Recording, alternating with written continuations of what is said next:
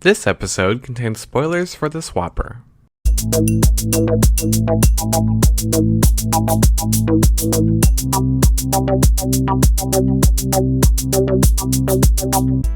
Welcome back to Push to Smart's Games Club. This time we're going to be doing our final thoughts on the Swapper, so spoilers are ahead. I hope you got to finish it, because I didn't, but Jaylee did. So we're going to talk about a little bit our different experiences playing through it, because I think it's very different. You're moving. Yeah. So that's obviously a huge thing. And you watched during a Let's Play, which isn't ideal, but, I still think experiencing it some way is better than no way. Yeah.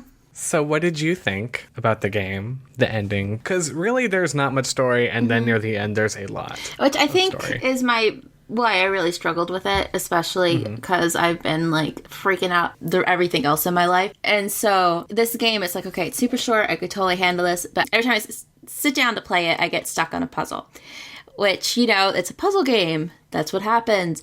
But I feel like because I'm playing it also for the story, and the puzzles, minus the clone aspect, seem quite far removed at times, it became very frustrating.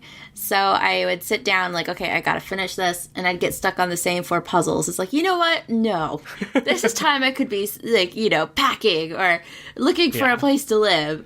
Screw you, Swapper. Kind of important. And I feel like this was the kind of game that we benefited from having 1 or 2 sittings, having your headphones on and just being in the zone, where I didn't have that. And I didn't devote that to it. So I don't think I was as interested in unraveling the mystery, in part because I'd play it so far apart, and then it would just be puzzles forefronted to me. Yeah. I do wish that the story had kind of been spaced out a bit more evenly to kind of keep you hooked a little more than just the puzzles, because there were times when I was playing where I would get stuck on a puzzle, and then I would, finally finish it, and then I'd do a puzzle, and then I'd get stuck on another puzzle. Yeah. And I feel like if I had that narrative hook, I'd be more willing to stay with it for longer periods of time. Yeah, which part of that problem too is I'd get stuck, I'd come back and do it, and then the woman would come back talking to me. It was oh yeah, you're here. Who are you again? Who is she? Yeah. That is the question. Near the end, really just, like I said, it's pretty much all the last 20, 30 minutes of the game. Stuff doesn't really get explained, but you get a much clearer, well, that's not fair. It's not really clear. But you get more pieces of the puzzle, as it were. The first time I played through the game, I was oh, she's not a clone. The character that you play as, who I didn't even realize that she was a she until very late in the game. Yeah, me neither, until the very end.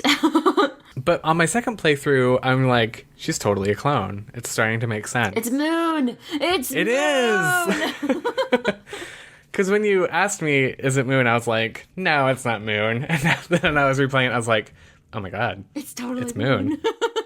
It's obviously very different, but there's the part where the scientist, I can't remember anybody's name in this game. I keep thinking of her as Tenenbaum. She's Tenenbaum too.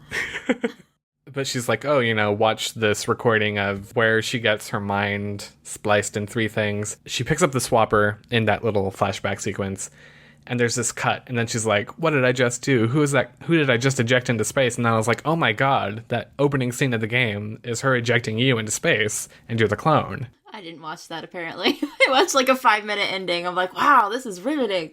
I have not seen any of this. Oh, well, yeah, there's a part really close to the end where it's kind of hard to explain. There are these 2 brains. Now, it did remind me a lot of Metroid, but there are these 2 consciousnesses. And she's kind of interacting with them, and then they kind of introduce the Swapper to her. And she makes her first clone, and then they're okay, you're either going to die here, or you can merge consciousnesses with us. And so she does. And so she has 3 different personalities in herself, which is kind of confusing, because I thought part of the difficulty with the game was that you were kind of overriding the quote-unquote soul or personality or whatnot, which makes the decision at the end, I feel kind of confusing for me as well. At the very end of the game, you kind of escape. There's a rescue mission in place, and they're oh yeah, we're going to save you. You're going to be good. Actually, no, we have no idea what's going on with you. We don't have that part of the ship, so we can't take you. Sorry, buddy. We're gonna go, and you can either swap bodies into the leader of the group, or you can just stay on the planet. And originally I swapped because I was like, why do I care? I mean, the game doesn't really give you any kind of stakes. It doesn't really tell you. You never encounter anybody else. Yeah, you don't really. It doesn't tell you why you should care about the other people. I mean, other than, I guess, the fact that we're humans and we should care about other people. Screw it. This is a video game. Yeah. But I've been killing clones left and right, so I was like, you know what? This guy's just one more for the big pile of crunchy dead bodies. I don't know, the ending was it was weird and kind of dark, and they were like, oh, there may be something going on with our captain. Something else I like about that particular ending is that as you're walking off as the captain, your previous body, like, falls into the thing, and they're like, oh my god, she jumped! And I was just like, you know? But the other ending, which I actually kind of liked a little bit more, I don't know, I don't want to, like, romanticize weird suicide or anything, but you jump off, and as you're falling to your death, you kind of get the Watcher's last thoughts, and they're like, oh, she's gonna die. What's that mean? Very transparently set up to be a comparison between retaining your identity and giving up your identity, which I don't know if it truly communicated that, given the fact that supposedly she's able to swap minds and stuff and have other consciousnesses exist in her own. It's like, does that automatically dilute her identity? But it seems like that's what they were going for at the end. It was like, be yourself or don't. And my knee-jerk reaction is that I really loved this game, but you know, it's one of those things where, because the story is so kind of sparse, the more that you play it, the more you can kind of see the flaws in it. Oh, yeah. My appreciation of it is a bit more grounded instead of like, oh, this is a cool, weird sci-fi game, guys. Obviously, I didn't get it to the end by myself. I feel almost bad saying I didn't like it because the story was sparse, because sparse storytelling works when it's done well. Like, you don't need to constantly be, you know, spoon-fed exposition or something. But I think part of the problem was the fact that the puzzles, when you got into them, were so far separated from that story.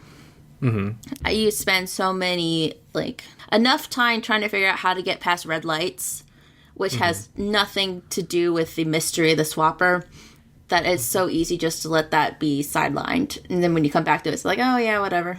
And basically by the end of the game, when you start getting all this exposition, you're pretty much done with all the puzzles. So it's more like kind of your reward, and now you just have to...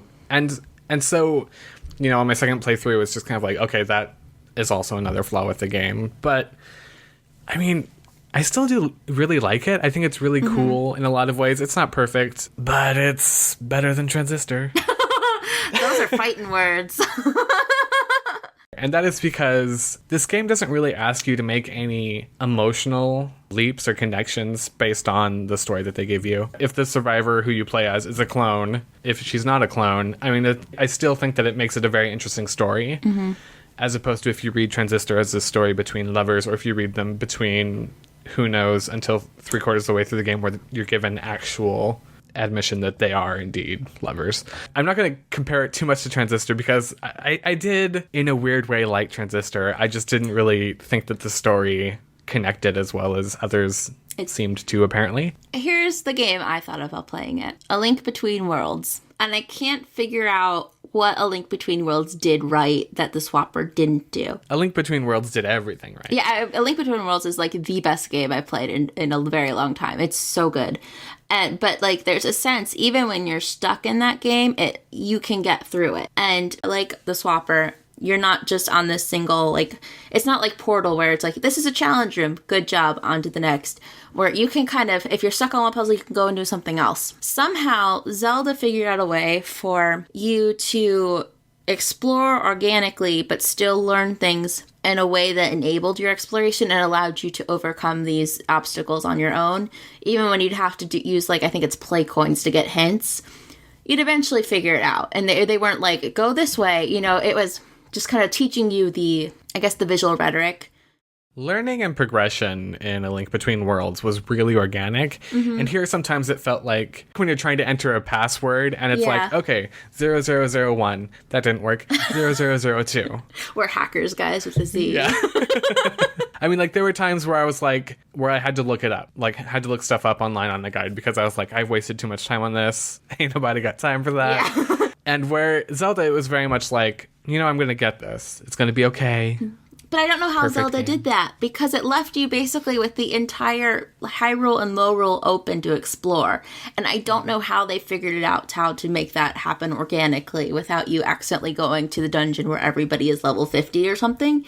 Like, that, I never had that feeling in Zelda, and I don't know how they did it. It's like, people need to look at that game and figure out how they did it for me, and then do it in their games.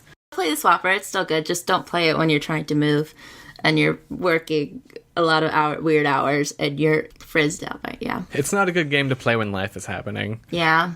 Especially the ending. I feel like that would just get you really bummed for the most part. I know that I was pretty bummed when I finished the game. I had a mini existential crisis, and I feel like if I was moving, I would probably just be not in a good place. I'm a clone. Life. Yeah. We're all clones. So yeah, we're a bit more mixed, I think, on the Swapper than I we were don't on think it was Deadly its Premonition. fault necessarily, besides the organicness. Like, I think a lot of it was circumstance. So what did you guys think? Please let us know your thoughts on the Swapper. Did you get through it, or was it kind of too difficult? I understand the puzzles that were tricky at points. Let us know in the comments below, and don't forget to subscribe to keep up to date with our latest videos and Games Club entries. But just so you know, during the month of December, we are not going to have a Games Club because obviously Stacey is moving, and also all the hecticness of the holidays. So we'll be back with probably some water coolers and some scripteds, and so look forward to that. Yeah, but play Dragon Age, because I'm thinking we're going to have a lot to say about Dragon Age Inquisition.